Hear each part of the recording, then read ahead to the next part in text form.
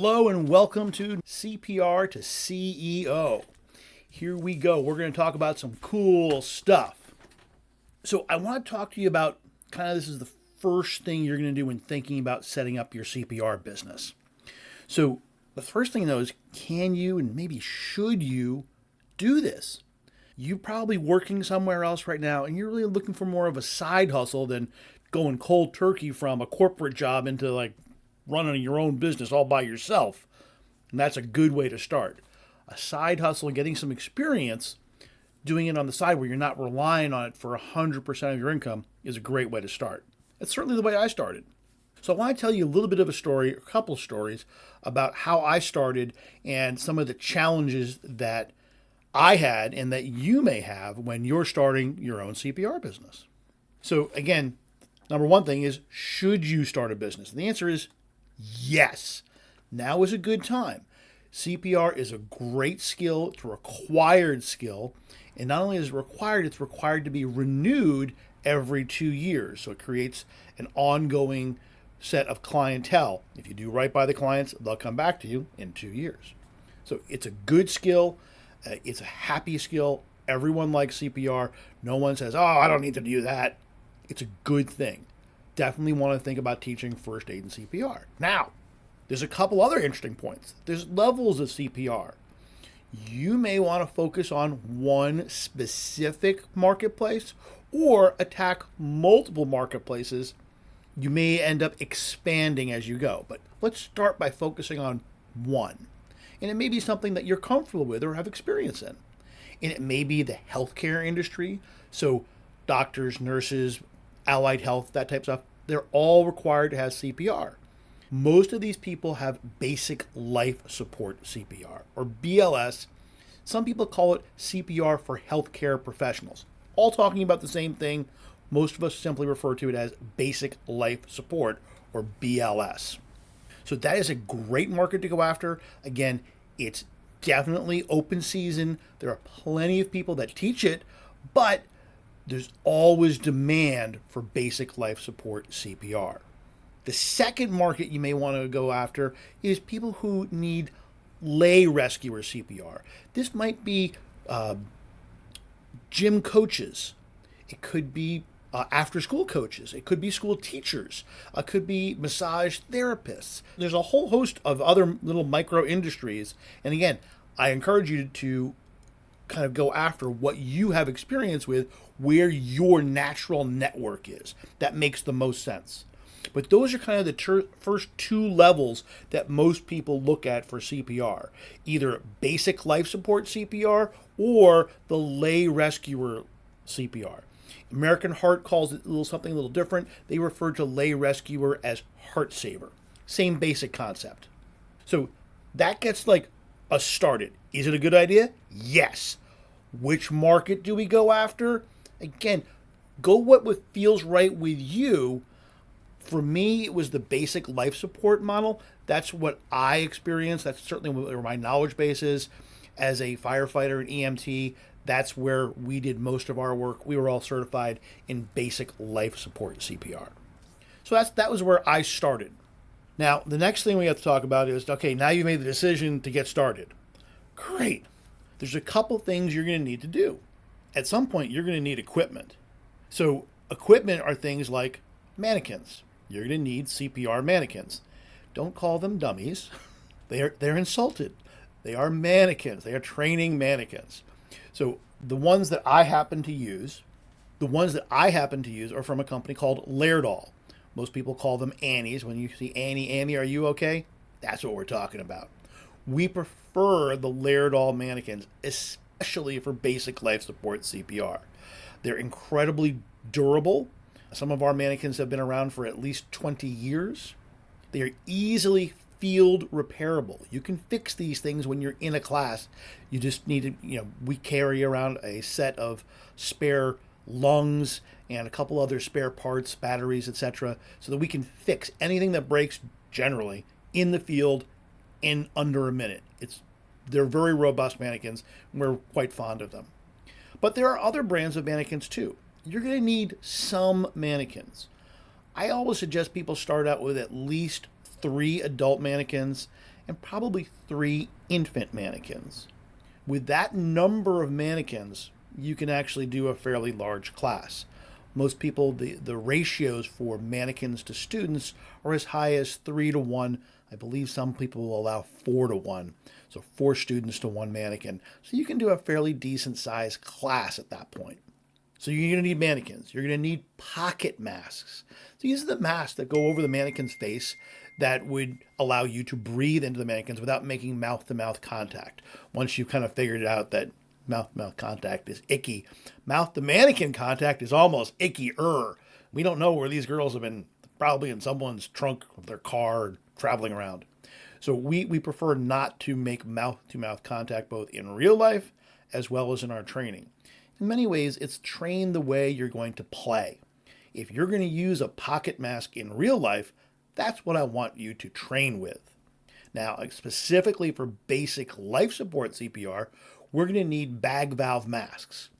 Some people, us older folks, call them Ambu bags. The original manufacturer was a company called Ambu. We, again, focus on a company called Laerdal. They make most of the supplies that we use. There are plenty of other manufacturers of bag valve masks. You choose what's good for you and what you have easy access to. So you've got mannequins, masks, bag valve masks. You're also going to need some AED trainers. 3 will get you started. So if you have a set of 3 AED trainers, 3 bag valve masks, 3 adult mannequins, 3 infant mannequins, you probably need some bag valve masks for both the adults and the infants. So it's a total of 6 bag valve masks. That'll get you started. That's your kind of initial kit. And you're looking at spending somewhere between, $1,000 to maybe $2,000 to get all that equipment.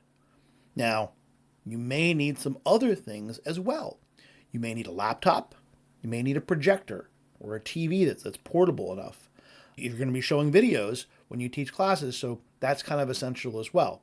Again, it depends on if you're going to be a mobile instructor or if you have a fixed location and people are going to come to you. Depends on what resources you need in that particular case. So that's kind of getting us started. We identified kind of the market we want to go for. We've figured out like what that's going to be, and we've acquired the supplies and equipment we're going to need to teach in that market. Now, there's a couple other things that, other than the equipment, you're going to need, books, you're going to need the videos for the class. And that's very different between the agencies that you're going to teach for, be that American Red Cross or the American Heart Association. We can go into that aspect a little bit in one of our future episodes about how it's a little different depending on who you're teaching for, where you're going to get those supplies. But needless to say, you're going to need those supplies. All right, so we got the equipment, we got the market we're going after. Now we have to find clients. So again, my suggestion is going to be look to your natural markets. Who do you know? Do you work in the school system? And you can easily go, hey, my own school system is a great start. I'll maybe offer them a discount for your first couple classes. Maybe you work in emergency services. So police, fire, EMS, they're your natural market. Again, get a couple classes under your belt. Get a couple clients that know and like you. Get a couple of reviews. And then you'll be able to increase your business later. So that's kind of the initial steps to get started. Some of the things that caused us grief when we were starting. We started with some mannequins that I probably wouldn't choose today. So I'm not going to name them. We'll call them the blue guys. Some of you might know what those are. We were able to acquire them very inexpensively. They're not as good as the Laerdal mannequins. They are not field repairable. They break often. They're not as realistic. The client satisfaction is definitely much higher when we use the Laerdal mannequins than when we were using the blue guys. So can you get started using a lower quality mannequin? Yes. I would, if I had to do it all over again, I would absolutely start with a small number of high quality mannequins. You definitely want to be perceived as a high quality instructor with high quality equipment. The next thing I want to talk about is as you're getting started as a side hustle, the biggest problem you may have is how to schedule these classes. Life gets in the way.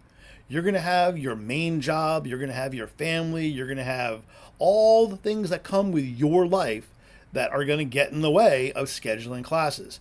That was the biggest challenge that we had when we were initially starting. So we had all of a sudden we had demand, which was great. We fell into customers. We were very lucky. And then I had to schedule classes, and it was hard because I worked 9 to 5 or more like 8 to 6, and then we were working on weekends and nights, and it was a challenge. So that's going to be a challenge for you too, I suspect, unless you have a much more flexible schedule, and you may. And that is definitely a significant advantage. So don't forget, life happens. Schedule these classes as best you can. One of the other things I'll mention here, and I'll probably mention it throughout this series, team teaching. So as an instructor, you can teach anywhere between 6 and 12 students, depending on what specific course you're teaching and which agency you're teaching it for. Once you go over those numbers, you're going to need to add a second instructor. And some people would say, well, that's bad. I don't want to add a second instructor. I am here to tell you that team teaching with 2 or more instructors, is fantastic. It is so much better than teaching as a single instructor, particularly once you develop a rhythm and cadence with that other instructor. It makes it so much easier for several reasons. One, let's imagine one of you needs to step outside, take a phone call, go to the bathroom, etc. You can do that when you're team teaching.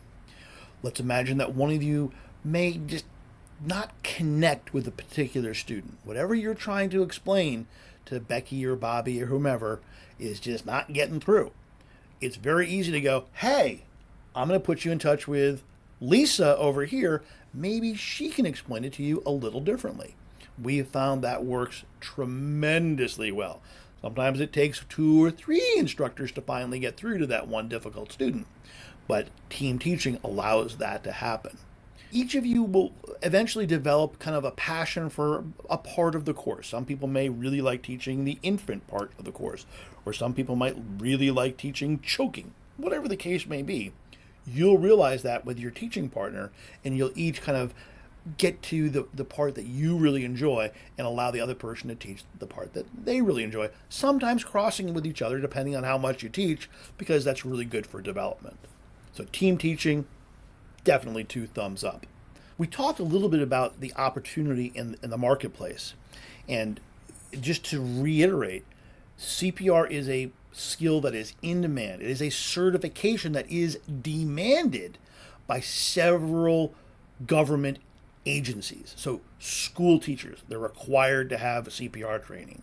In gyms, particularly gyms in New Jersey, they're required to have AEDs. They're required to have CPR training for their entire staff.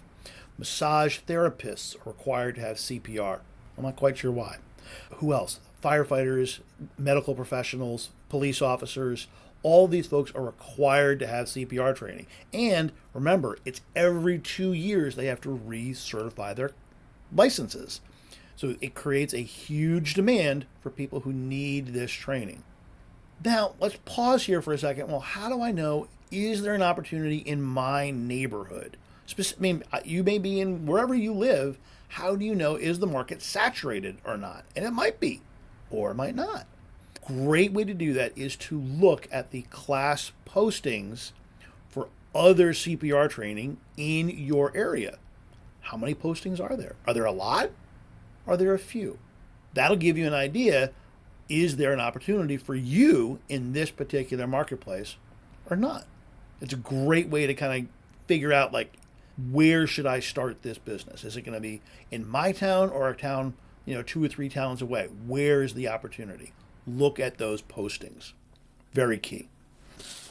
So just going back to finding your first clients.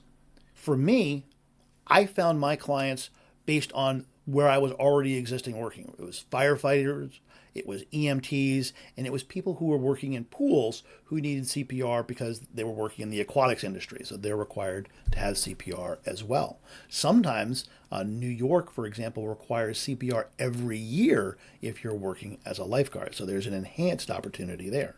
knowing the regulations and laws of your area, your state, is critical. That way you know kind of how much of an opportunity that exists in each one. So for me, I started with my natural markets, the emergency services community. I knew who they were. I was already there.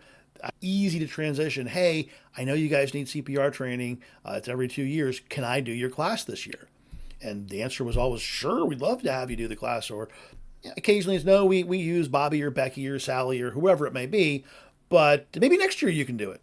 It works very, very well. We were lucky. We got a lot of customers quickly. And that, I think that just goes to your personality. If you're an outgoing and positive person, that gives you a much better chance to get those initial clients and build that base. So it's tough.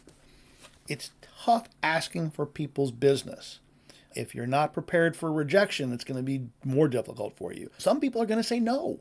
And that's okay. There's plenty of fish in the sea.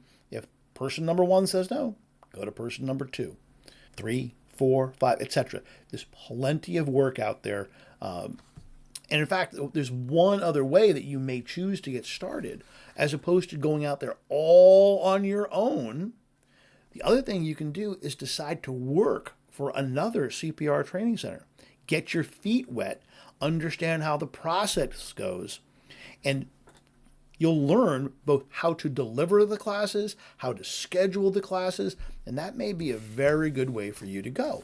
Now, some CPR training centers may allow you to do that. Some might not. Some might get a little upset if you stay with them for 6 months or a year and then all of a sudden disappear and teach your own customers. But it's probably best to just have a conversation up front with that training center so that everyone knows what to expect.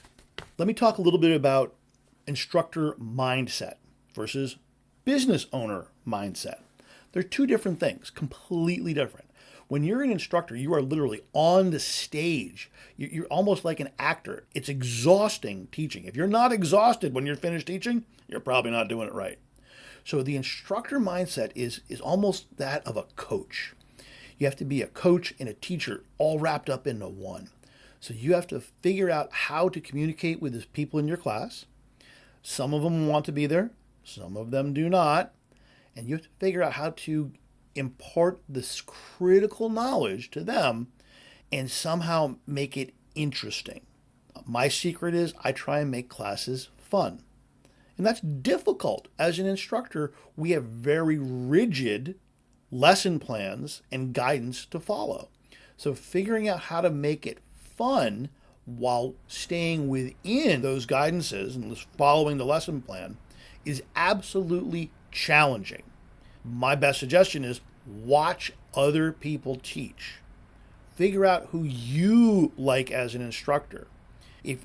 One of the things that I can't stand when I'm taking a class, if I have an instructor who's using a PowerPoint and the PowerPoint has a paragraph on the slide and all the instructor does is read me the paragraph. I hate it when people read me slides. I'm perfectly capable of reading the slide. If you're developing your own curriculum, obviously not for CPR, please limit it to no more than 4 bullet points per slide. Use them as a talking point to start a conversation or tell a story. Much better way to use PowerPoint. If you're stuck with a PowerPoint that's part of the curriculum, like for CPR, just realize you don't have to read verbatim every slide. You need to make sure they understand the material. You need to follow the lesson plan that corresponds with the slide, but most people are perfectly capable of reading those slides. So that's the instructor mindset. Pause here and think about, okay, great, that's what I'm on stage, but I also need the business owner's mindset. And that's different, completely different. This is a mindset where you're putting your business hat on. So you need to consider things like scheduling. You need to consider things like pricing. Am I pricing too high or too low? Advertising. Am I paying money to doing, whether it's search engine optimization or I'm putting ads in the newspaper? Sounds a little old school. Maybe Google ads or something like Facebook ads. There's a wide variety of ways to advertise. Consider what those are. But that specific mindset as a business owner is critical. Will you allow people to reschedule their classes? Some people do, some people don't. I can tell you one of the first things that you're going to come up against as a business owner is people who say they're going to come to the class and then don't show up. So you're going to need to make a decision. Do people have to pay up front to register for a class? Or are you going to take registrations, which are more an indication of interest, hope that that person shows up and pays? Both are valid. I'm not going to say you can't do it that way. For us, we learned early on that we want to collect the money up front when they say they're going to take a class. That ensures they're much more likely to show up when they have skin in the game. The next item up for bids here is, what's your refund policy? Let's say they signed up for a class, they paid for the class, but then they didn't show up because they had an emergency. It always is an emergency. Is their emergency your financial responsibility? I argue, no, it's not. We very specifically have a written refund policy that each student is required to sign electronically. So we actually capture their signature. When we do that, it's very clear that you are not buying a CPR class. Specifically, you are buying a ticket to attend a CPR class. One of the ways people will fight you is they'll say, I didn't receive the product that I paid for. So we very specifically say you paid for a ticket. You got the ticket, and just like a plane ticket, if you don't show up for your flight, United Airlines is not giving you your money back. You didn't show up. That's not their fault. Same thing with a concert. You buy a ticket to a concert, you don't show up for the concert, there's no money coming back for you. So it's very important to be clear with your customers about this. You don't want them to be confused. So I very specifically capture their wet signature on our terms and conditions just for this specific reason. Communications is also very important. If you communicate well with your customers, thank you for registering for my class. We look forward to seeing you on Tuesday. Here's the address. Here's the instructions. That's great. Even better, thank you for taking our class. We enjoyed having you in class. In 22 months, we're going to send you another email reminding you that your certification is due and offering you some additional courses. That's key. It took me probably 10 years to realize that part. We were losing customers at renewal. So that renewal factor is important. CPR is a biannual skill. Every 2 years, you got to get certified again. So it makes sense to have part of your business process to send them reminders a couple months before they expire. That was key. We did not do that when we first started. It took us almost 15 years to figure that out. Now it's ingrained in our system. So, like clockwork, and it happens automatically. Every 22 months, you get a reminder that your certifications are up and a suggestion of here are some classes that you could take. So 2 different mindsets, the mindset of an instructor and the mindset of a business owner. They're not completely different, but they're 2 different mindsets. And you have to be able to master both to be both a CPR instructor and a CEO. Okay, now let's talk about kind of your first customers. And maybe you've networked your way into finding a customer. For me, it was completely networking. I literally talk to people a lot. So being outgoing will certainly be to your advantage. So I simply found people who, were in industries that needed CPR, and I was very proactive about asking them, could I provide their training? I know people who have gone to networking clubs like Chamber of Commerce. All of those work, and I've tried each and every one of them. That's not my jam currently. I actually have a sufficient amount of business right now that I'm not really looking for a substantially more clients, but wow, those agencies are great, and it's a great networking event, and I firmly support groups like BNI and the Chamber of Commerce. Certainly as you're starting your business, it's a great place to start. As you're looking for clients, you may want to draft, whether it's an email, to work on a specific post for social media, or even develop a script. In my work as a venture capitalist, we would frequently look at people and ask them for their elevator pitch. That's what we're looking for here. 60 seconds or less of, hey, I know that you need CPR training for whatever industry you may be in. We offer that training through the American Red Cross, the American Heart Association. We have time to do it for you. When might be a good time for us to provide that training for you? Or would you be interested? Depends how aggressive you want to be. Figure those things out. Again, whether it's an elevator speech, a social media post, an email, you may want to have all three of them down. The more you do, the more that will easily roll off your tongue and attract new customers to your business.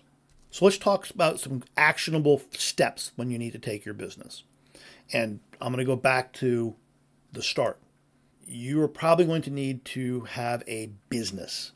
So whether that's an LLC, a sole proprietor, you're going to need some form of business. We'll have a whole separate episode about business formation and the advantages of one versus the other.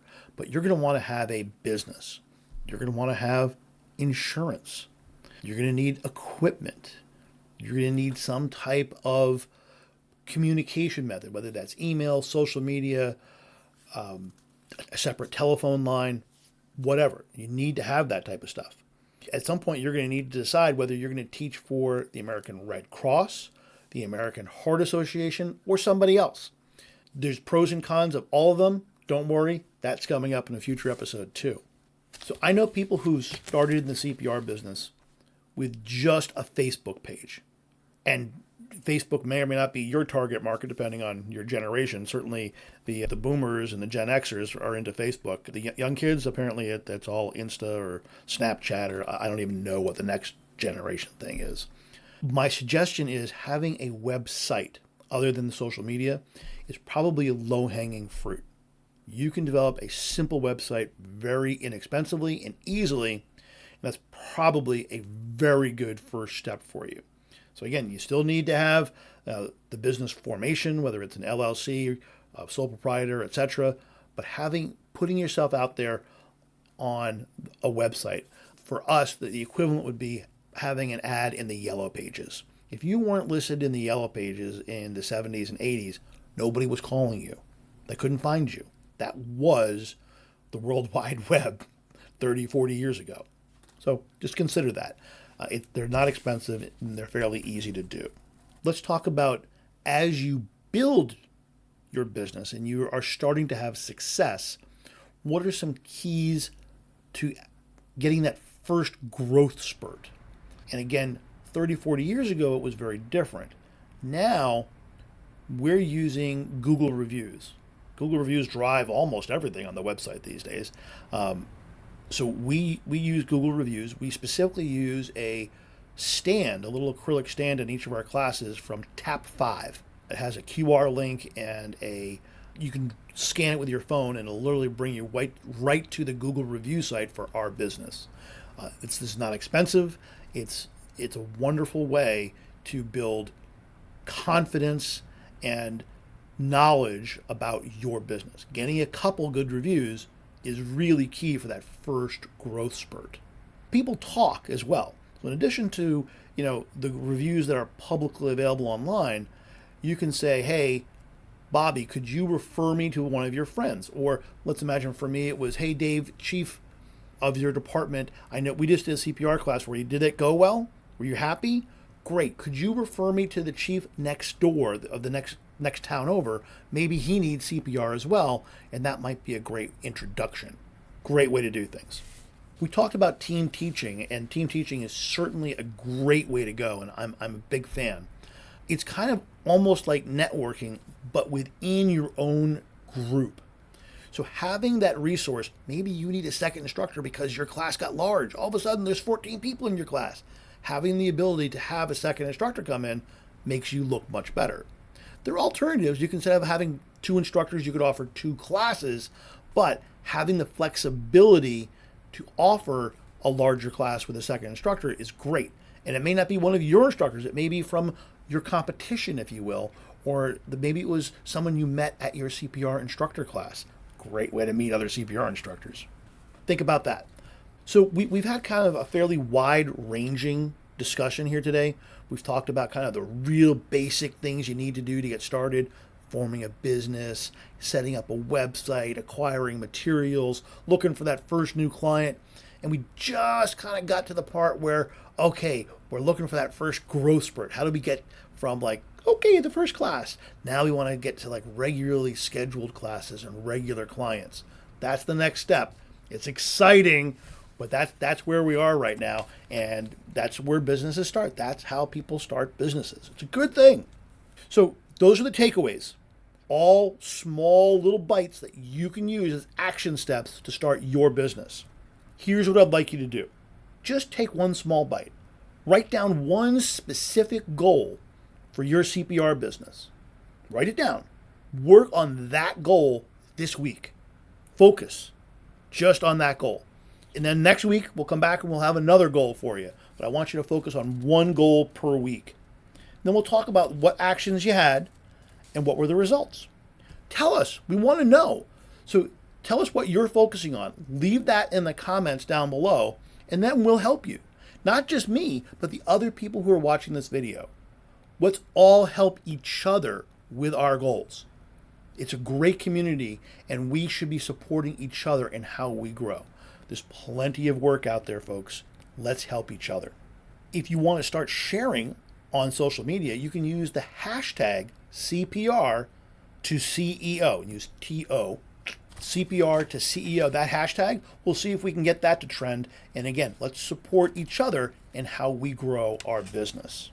If you have ideas for other episodes of CPR to CEO, I want you to hear about them. Let us know. Whether you can contact me directly, you can email me. We'll have all the contact information down below. But whether you put it in the information box or you send them an email, I want to know what you're thinking. If we can find a way to help you, we absolutely will.